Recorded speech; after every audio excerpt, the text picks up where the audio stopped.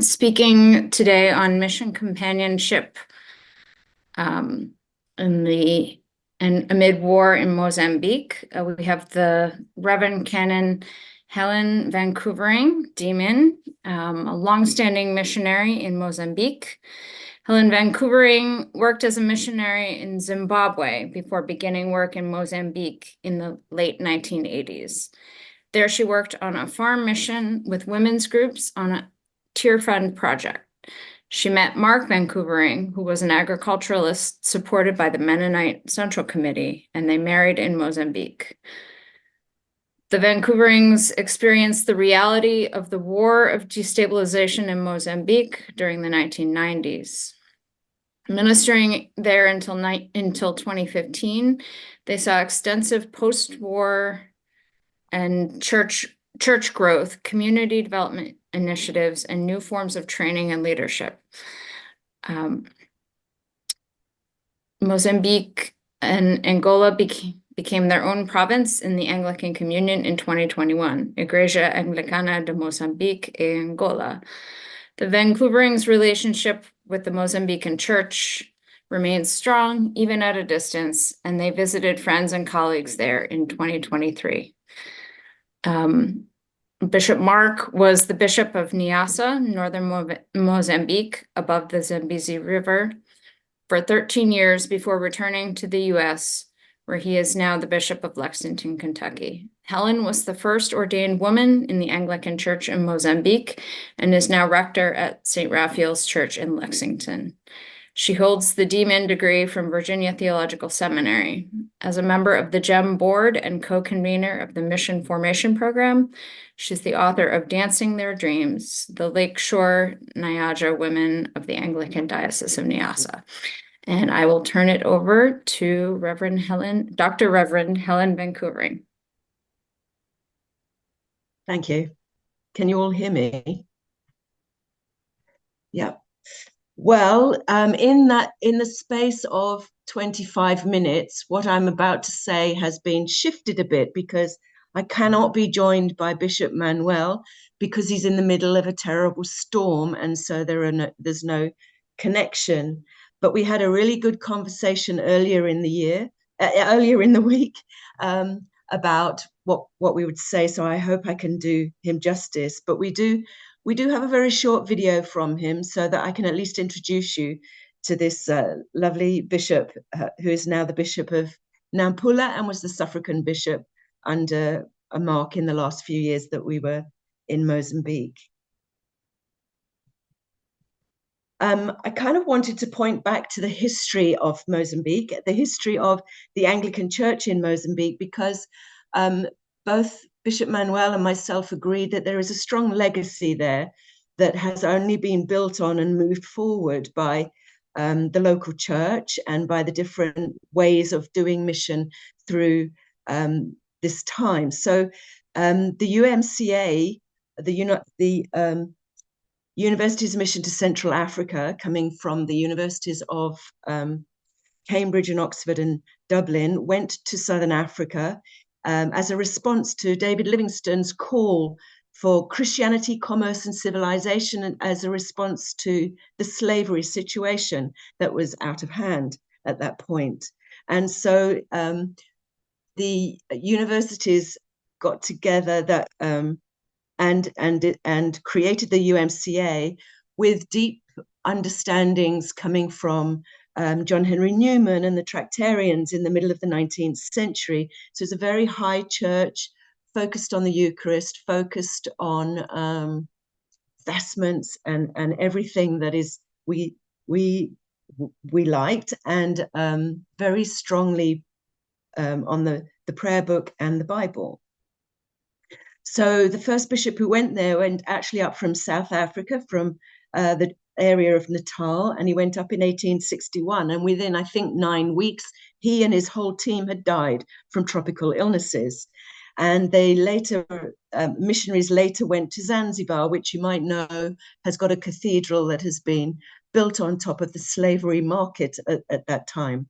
And it was only in the 1880s that Jansen and Johnson, two missionaries, walked across from there to the lake shore of what is Lake Malawi, but on our side was called Lake Nyasa.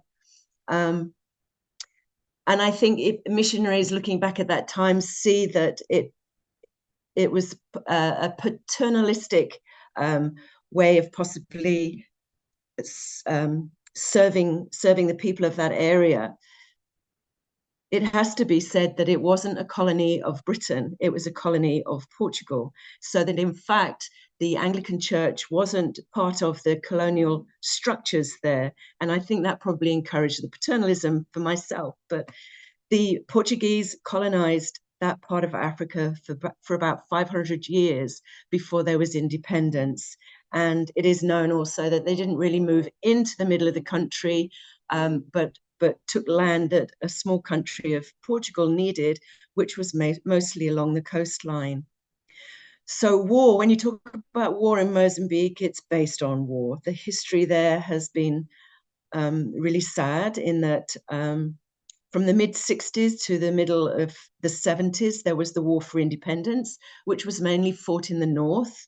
And the Anglican Church on the lakeshore there is praised for its involvement in that. Gradually, UMCA gave space to the Society for the Propagation of the Gospel, SPG, and a different kind of missionary went there. They went as missionaries, celibate missionaries, a vow of poverty.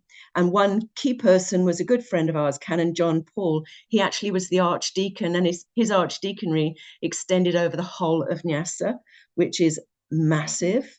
And he is one that's written about that time too, and might be known to some of you. So that war, as I said, ended in the middle of the 70s, and there was only peace for a couple of years until the next war began, which some people call a civil war. But actually, if you've lived there, we called it a war of destabilization because it was supported from outside. It was supported from South Africa and over here as well as a place that would be difficult to have a successful Black government right next to apartheid South Africa. So that war went from 1977 to 92. If you to read some history books, they make it sound as if it was only that war that happened, and that was the war in Mozambique. But that's because it was all over the country, this one. It destroyed the country and destroyed schools and hospitals that had been built in a very short time after the independence. And Samora Machel, the president at the time, was going ahead with quite some progressive reforms. And one of those reforms was about the power of the church, particularly the Catholic Church. And it was from then on that it was actually it was difficult to move around as ministers of different denominations. You can't actually get legally married in a church. You have to. There are various ways. It changed the place of the church in people's lives. And Samora Machel just apologized later that he had to do something because of the big fish, but the small fish, of course, got caught in that crossfire, and it was difficult to be in mission outside of your very small area just for a few years. Although I have to say, it changed even in the time that we knew that we were living there. So Mozambique is actually part of my own personal history for having been there so long. I first went in 1984 when I was 24, and I went in on a mission trip with a church coming in from Zimbabwe where I was working. I was invited to go and work with women's groups along the Beira corridor, which is the thinnest part of Mozambique. And at the time, it took 4 hours to drive from Zimbabwe across to Beira, which is on the coast. And it was the only road that was open during that time of war. I went there in 1987 to a small little town called Gondola, and I was involved with helping to support orphans that we needed to take care of at that time alongside the different women. We lived in the town at night because it was too dangerous to stay out at the big farmhouse where most of the work was happening. And that same year, Mark, unbeknown to me at that time, experienced a massacre in Humween, which was down in the south. And 420 some people were killed in the space of 6 hours. And it became famous to Mark's sadness just because an American witnessed it. And he could give witness a few months later when he came back to the States. He went to Congress and spoke about the reality that was happening in Mozambique. And I've often said, if you never do anything good in your life again, that was wonderful. Because it was the first time, there were other voices as well, but it was the first time that the US government had supported a left-wing government that was duly elected in their own country.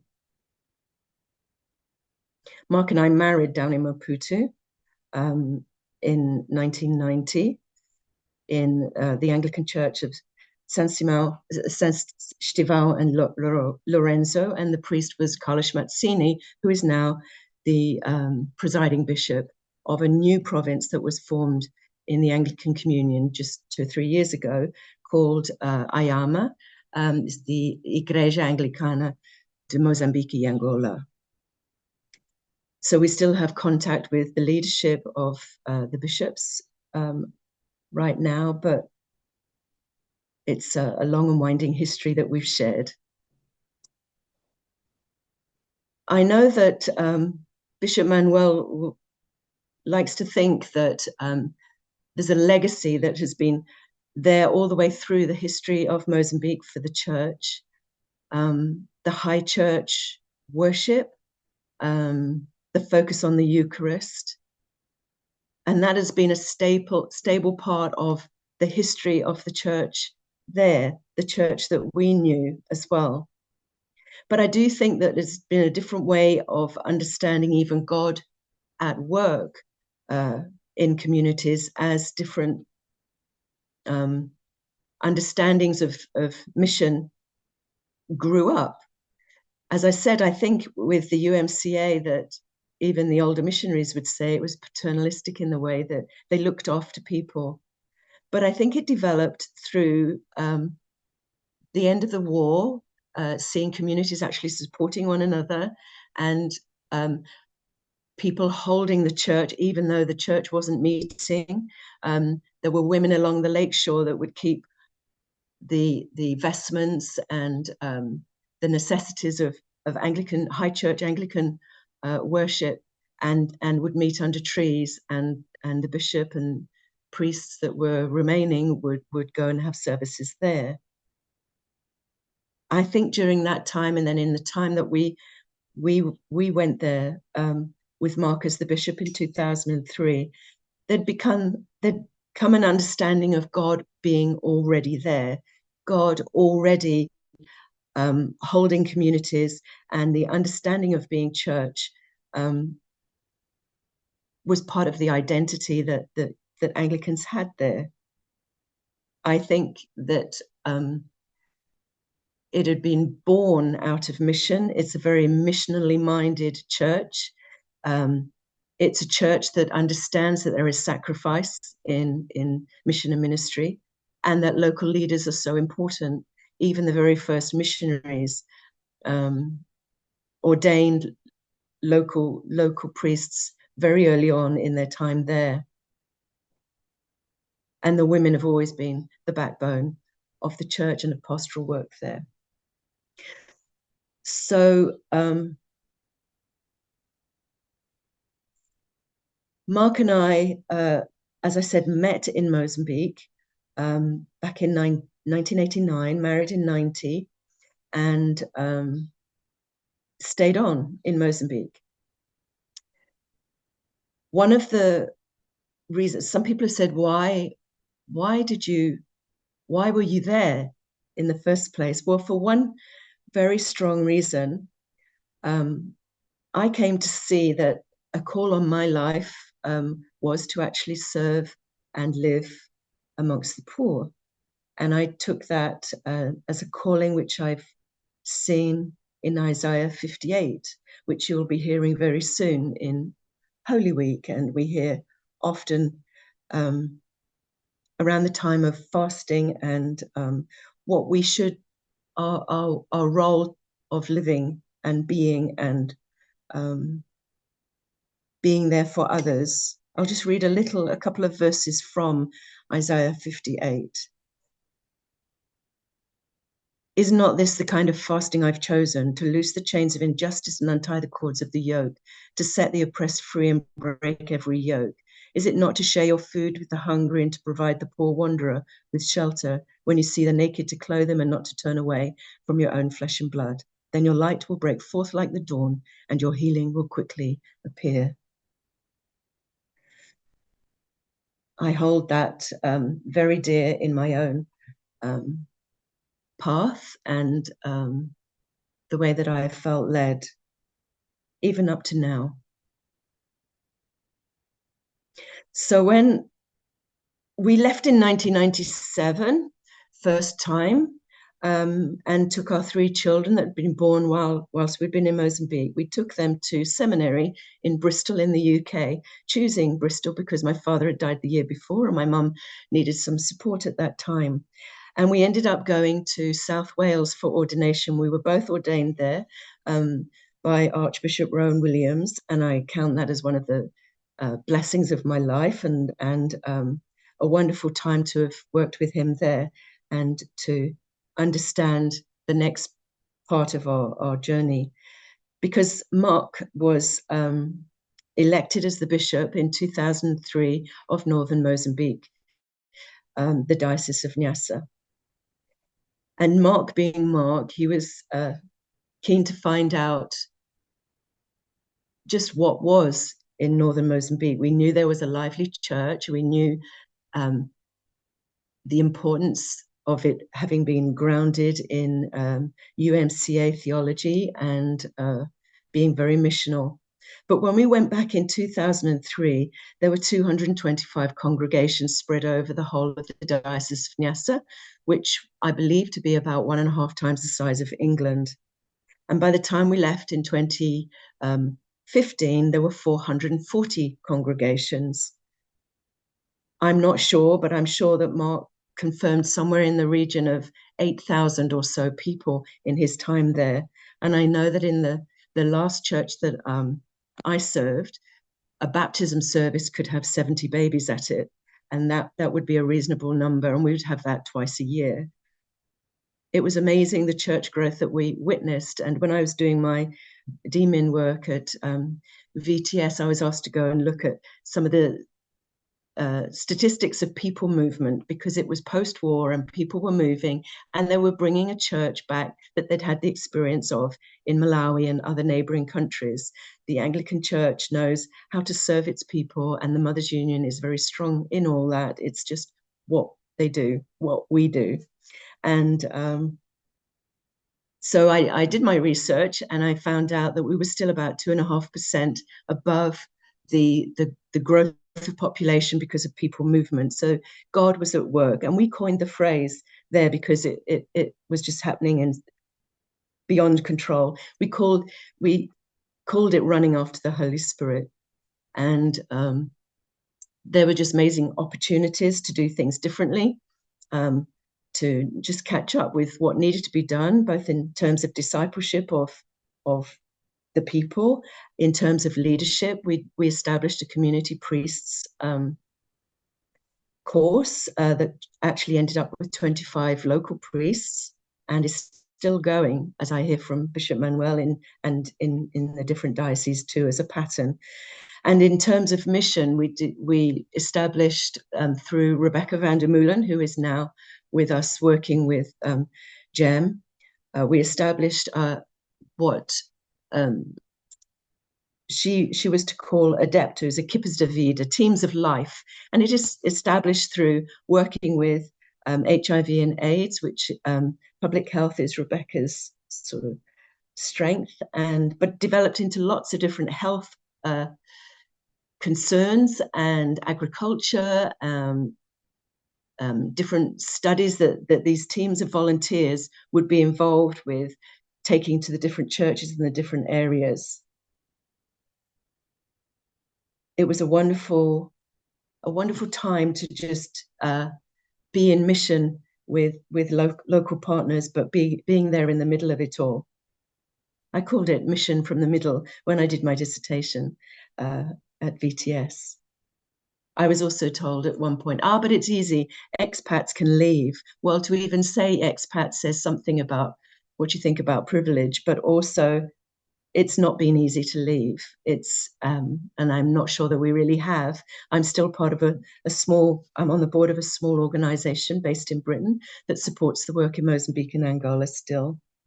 And I recently met the ambassador for Mozambique in the UN just last week with UNCSW. And to be welcomed in the way that he welcomed me just made me feel like there's still family and that we've all grown up together and we just know that we know the situation. In 2012, we had a visit from Archbishop Rowan when he was Archbishop of Canterbury, and he came out to Malawi to celebrate 150 years of the presence of the Anglican Church there since the first UMCA missionaries went out there. And he heard about all our projects and how there are, I think, now 27 different dioceses that have been born out of that seed of the UMCA mission work there. And I remember him saying that what the churches were now doing in their mission was being Eucharist, because the Eucharist is so strong in the theology of people's minds. People that don't have prayer books just know, and 50% illiterate, just know the pattern, know the form, know the dance that is around Eucharistic worship, and then to be going and taking out the blessing of what they had received to others is part and parcel of how Anglican mission is seen in that part. I was also told once it's because, well, at the end of every service, we say, go out to love and serve the Lord. So that's what we do. We just do that. So it's taking the Bible, yes, literally, because where it's so much easier when you live in a rural part with a big lake and people fishing, that you can actually see the New Testament lived in front of you. And even children could tell me more about the agricultural seasons than I found over here. But also there was that expectation that God would do something because God had worked with them, kept them, held them, and the church had survived through 30 years of war.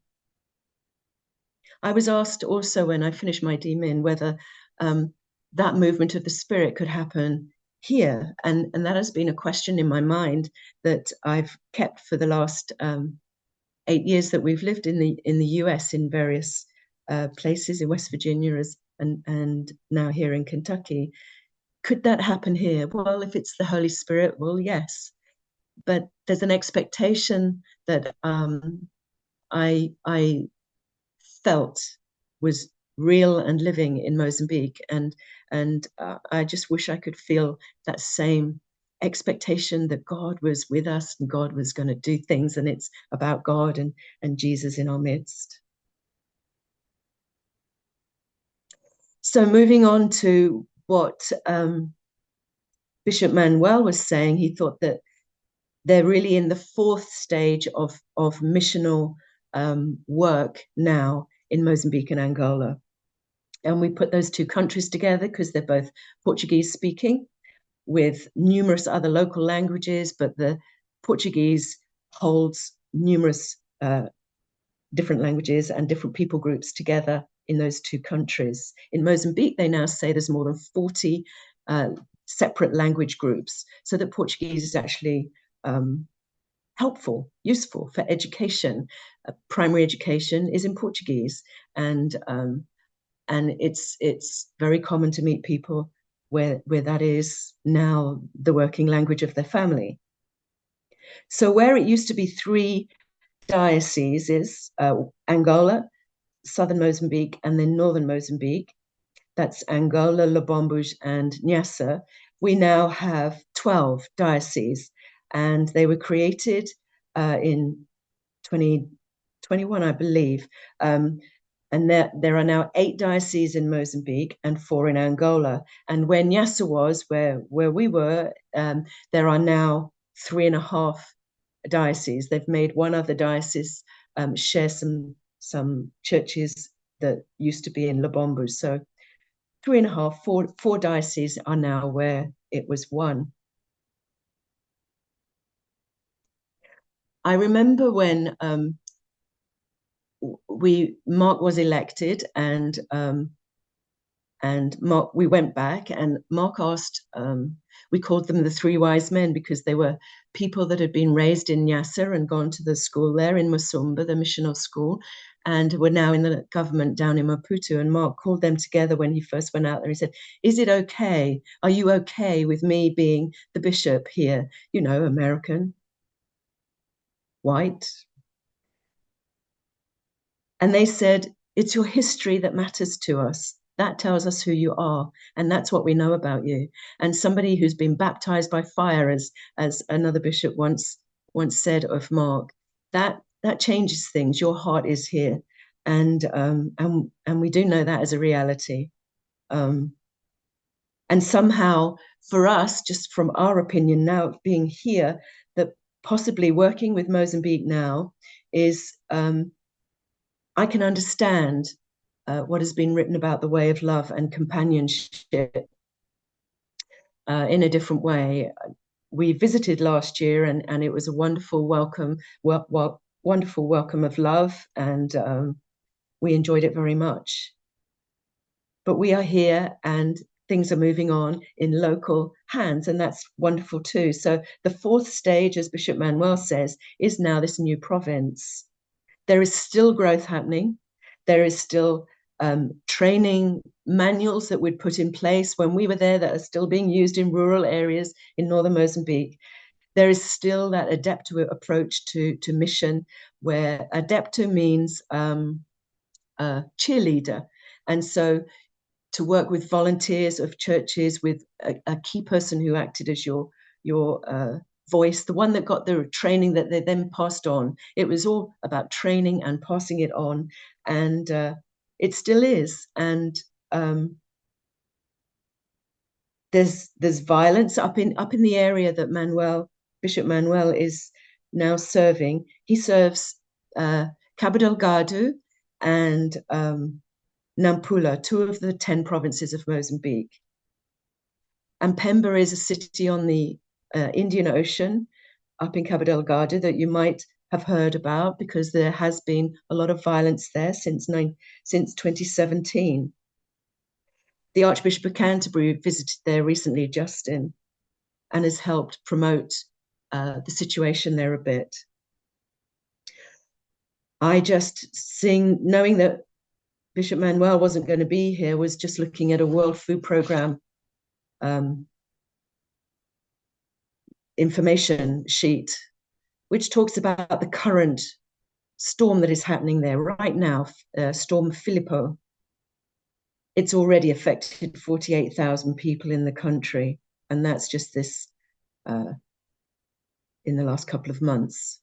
Last year, it was a storm called Freddie, and you may have heard of the storm Idai, which came in 2019 and began in the middle of the Madagascar Channel.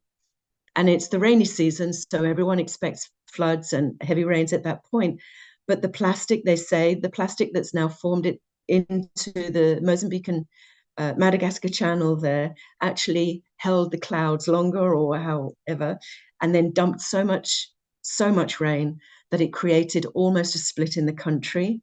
And Beira now has the terrible reputation of being the first city that has been destroyed by climate change. There has, since 2019, been a lot of work there so that they're re-establishing the city, but it was devastating to watch it from a distance. In Cabo Delgado, since 2017, there are now 113,000 people displaced. And the church has been very active there. There is a wonderful woman who was trained in the whole Adepto approach to working with communities. And she's now working with displaced women in the camps just near there.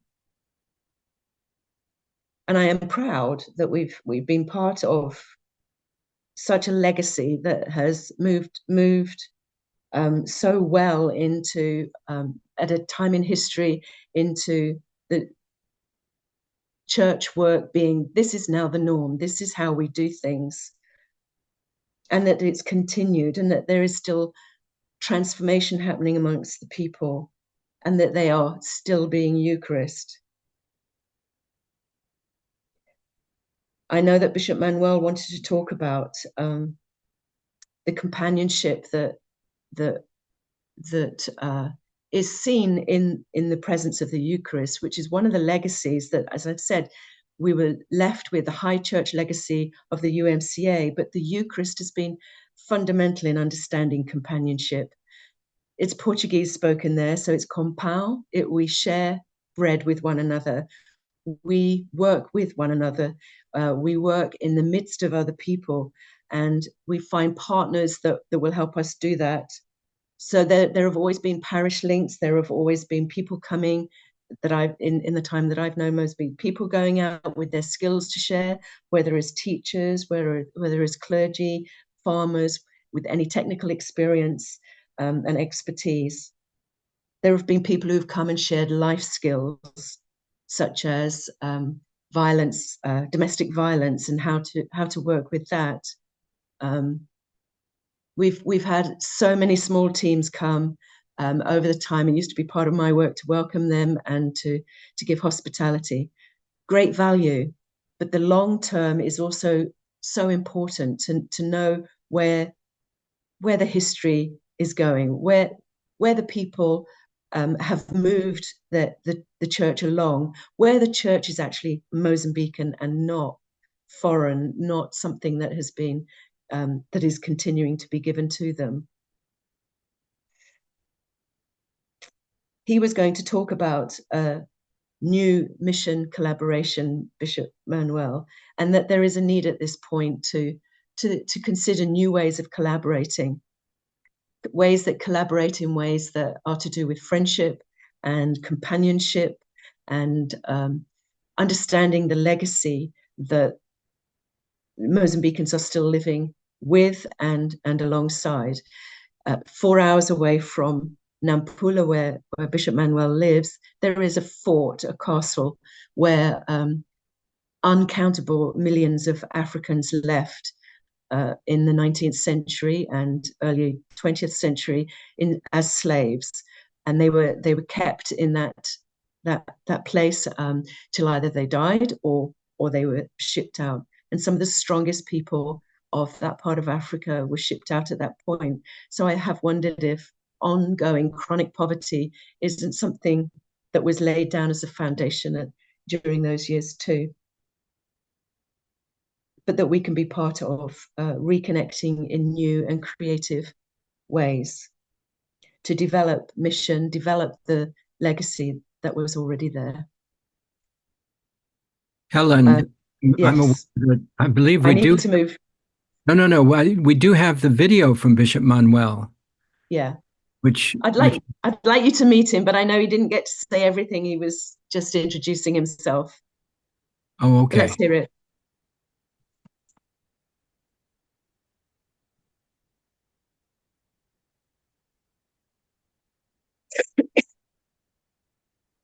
My brothers and sisters, greetings from the Anglican Diocese of Nampula in northern Mozambique. And thank you for inviting us to this 2024 Global Episcopal Mission Network.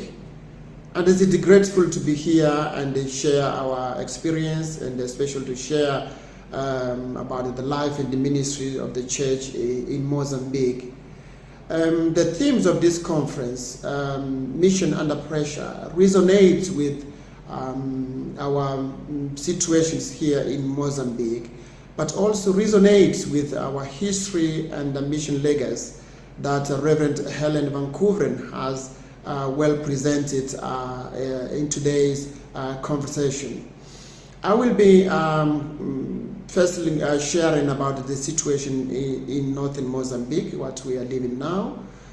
And then we can look at the way how our mission legacy has been accompanied by pressure, and how conflicts and the situations of suffering have shaped our Christian identity here in Mozambique.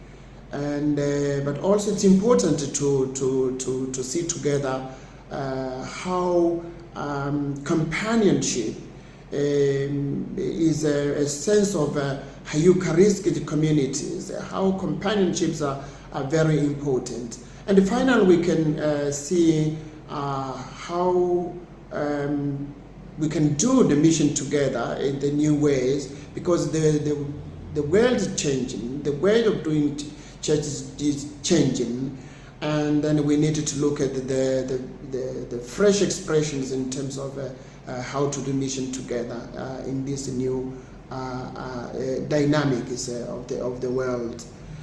Going back to the situations in Mozambique, we are living in the situations where our mission is being done under pressure of violent extremisms. We have been experiencing violent extremisms since October 2017, and it has claimed over 15 lives and has displaced over 1 million people. But also our mission is being done under pressure of the effects of climate change, where we face droughts in the south of the country, and cyclical cyclones here in the north. But also we have social pressures derived from the conflicts, from the climate change, but also derived from the conceptual understanding of what does it mean to be a Christian, and the situations of suffering, the situations of religious extremisms. And these are the things that we are facing here in northern Mozambique. But apart from that, the church is growing, and the question is, how do we square these two faces of the church? In one side, we have the sense of church growth, but also in the other side, we have the social challenges, and it is sometimes the challenges, but also the opportunities for mission in our context. In terms of what we how our legacy has been shaped by situations of suffering and conflict, we remember the 4 generations of missionaries who served in these regions. The first group was the university missions to Central Africa, spearheaded by Charles Jensen and William Johnson, who sacrificed their lives so that the church could be established in this region.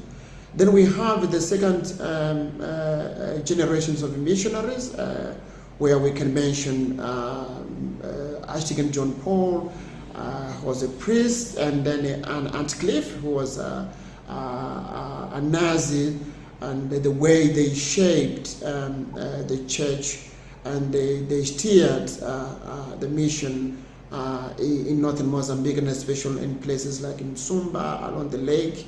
And this movement has created many churches, and now we are talking about over 8 dioceses in Mozambique as a result of this movement. But we have what I can call the 3rd generation of missionaries, which was led by Bishop Mark Van Koevering and Helen Van Koevering. This mission has been not something that we can say not traditional way of establishing a mission, coming from a geographical different context, establishing a mission and working there, and other people know. That was a mission done in communities, with the communities, and training people at the local level, sharing faith, facing challenges together, and especially facing the war together, and but also celebrating peace together, and taking the church for another level.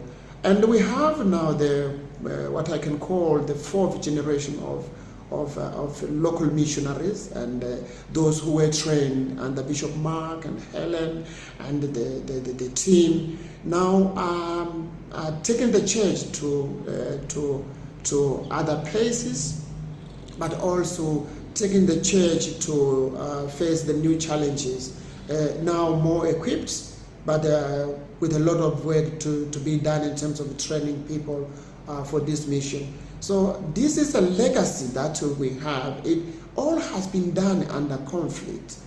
That is why I could say that pressure and mission are always handed.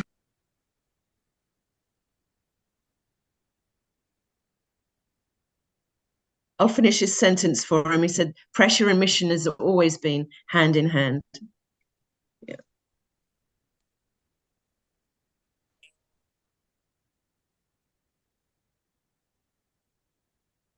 Are there any questions? We do have a question or two. The first one is from Melody Rockwell in the Diocese of Iowa. Are there any ordained women in Mozambique? And Titus adds to that question, we recognize that you, Helen, were ordained there. How many more women have been ordained in Mozambique? And what is the situation in Angola with women's ordination? To be honest, we went out there when Mark was ordained. I had just been ordained myself, because the bishop that ordained us said he felt it would be better if I was actually ordained before I went, because otherwise I'd be ordained by my own husband, and that might be a bit not the right thing. So yes, we did a training program for women, because it occurred, we had to, because women weren't coming forward naturally. Oh yes, I'm thinking that God's calling me to ordination, because they weren't even catechists at this point. And so we had about 5 years of having women in catechist positions, and then from that began the ordination of women. And before we left, there had been 5 in the Diocese of Nampula. It was the first of the Portuguese-speaking dioceses to have women ordained. Now they've all split up into 12 different dioceses. So I'm not there's been about 3 or 4 more women that have been ordained in northern Mozambique. But Angola has just run ahead, and they've got Filomena, who is now a bishop. She's the first woman bishop of Iama, but she's in Angola. So that the Mothers' Union is very strong. Women are very strong in the church, but there are places in rural parts of Africa where you still needs to be encouragement. But yes, there is a strong movement, at least, for women's ordination. Thank you. From Titus Pressler, one of the reasons Jim asked you to speak, Helen, is on the account of your experience as a long-term missionary. In the current environment of short-term mission being so prominent, it would be good for us to hear your reflection about the benefits of long-term mission service. You said people said they appreciated your history in the country. Was your being there through and after war deepening your relationship for long-term service? Absolutely. Deepened our commitment. And that was recognized even when Mark went back as bishop. They had to talk through some of the things that we'd experienced there before, and that we weren't just agreeing to go back under some trauma experience that we'd had. But I do think our long-term experience, missionaries there used to say they couldn't offer that angle in their mission work. They were all coming in as new missionaries with new ideas, and yet we had a bond with Mozambique, and it worked very well. I think when we were there with the different links that we were linked with the Diocese of London, and able to truly be heard, I think. But we've come to another part of the world where all that is not known, and we didn't have those established relationships before coming here. So it's been a little bit of a different walk this side. But yeah. What do you want me to say about being long-term, Titus? Yeah, that's fine. We have another question from Hartley Wensing at VTS Center for Anglican Communion Studies. Thank you, Dr. Helen. Wonderful to hear from a VTS alum with international mission in her heart. VTS recently hosted Bishop Masosa from Zambezia for a visit, and he spoke of the need for theological college support. Can you talk more about your perspective on the status of the theological college there, which I believe is a united college? There are several places for theological education in Mozambique. The Anglican churches for several decades had some place down in Maputo where all the training was happening, but that was a good 2 days, 3 days ride on a bus for our people to go to from the north. And also very basic. And also when you're looking at women's ordination, you have to look at the conditions and the possibilities for women to go there, the separate accommodation and that. So it wasn't possible.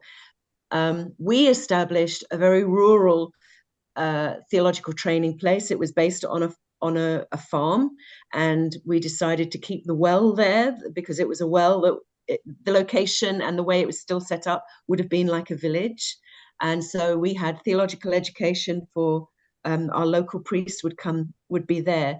They would come in for a couple of weeks at a time and go home and start up a new church or something, a project like that. It was really that wild. Go home and establish a new church or a couple new churches, and then they would come back and have the next session. But there has been another. We started in the last few years sending people to an ecumenical theological education place, which is in Tet, and so it was done in Portuguese, and that meant also that women could go, because Portuguese is the language that they would have been educated in and not English, which means they couldn't go to Malawi. It's complicated when women come through, and it shifts theological education. I think possibly what Bishop Masosa was talking about was a new building that has been built for theological education just south of Maputo, and they're still looking at now sending people from not only the whole of Mozambique, but also Angola to this one place. And there is a bit of a pushback because it's expensive to do that. It also means that people are away from their families for 2 to 3 years, or, you know, and that's not healthy. And can we afford to take families to places like this? You know, there's a big question around it, but there's definitely a need for ongoing theological education. People jump to the digital option quite easily, but when you haven't got good connection, that actually isn't an empowering way to do theological education, I don't think, for at this point in time. You'd have to give the ability to do that, and not just give computers, but training. And I've sat in one too many Zooms where in a way we're supposed to be uplifting the people we're listening to, but they don't know how to use Zoom, and it doesn't help them to put across their true personality and their true ability. So there are sidelines to us having the ability to Zoom now, but also to and to reach out in other connecting ways like that. But there has to be the training on the other end, and the electricity, and the computer, and the solar panel. Okay, thank you. Federico Garza has a question. Is the Anglican Church growing in Mozambique? And if so, what can the Episcopal Church in the United States learn from the church and people of Mozambique? I would love to take some people that truly wanted to learn and listen. I would love to do that, and that we could sit around and discuss what that is. I think the situation is so different to here. It's difficult to get there. It takes 2 or 3 whole days of traveling to fly there. When we went last summer, for one of us to go and stay in hotels, which is just the way they're organizing the visas now, you have to have hotels ahead. You can't just stay wherever you want. Cost about 4,000 per person to go. So that's one big difference. But what can we learn? I've tried to talk a little bit about the way that we did mission through the mission teams. It is based on ABCD, as we know here, except in Eastern Africa it's called Umoja, which means together. And basically our link support groups in rolling that out were Tear Fund, which is based in the UK and has an office in Mozambique. What can we learn is also to learn from the people that are already there and have experience and are up to date with what's going on. I would like people to be able to talk to Bishop Manuel face to face and hear some of his ideas, and his ability to put that across is really good. I hope that VTS were able to gain more from Bishop Masosa about what he meant about theological education. But I can almost guarantee any bishop from Mozambique or Angola coming over here would say theological education is a must, and trying to develop that would be a key priority. Okay, I think the closing question I have may be a more personal one, but it's from Samuel Penny. Reverend Helen, can you kindly send me the email address of the bishop who's just spoken? He's my dear friend. Oh, so how lovely. Yeah. So, yeah. And that's our last question. Any other comments that you wish to say to close? I think I just saw Titus flash up something. Yes, the storm is the reason that Bishop Manuel is not with us today. And he had sent through this video, I think it was yesterday, to just in case it was going to be bad for him. And I'm sorry that you weren't able to meet him in a bit more relaxed way. Okay. Yeah, that's. Thank you. And let's see, Molly. We thank Molly O'Brien for the introductions and getting things started. And let's see. Our thanks to the Reverend Dr. Helen Van Koevering and hearing the message from Bishop Ernesto. And thank you very much for your presentation.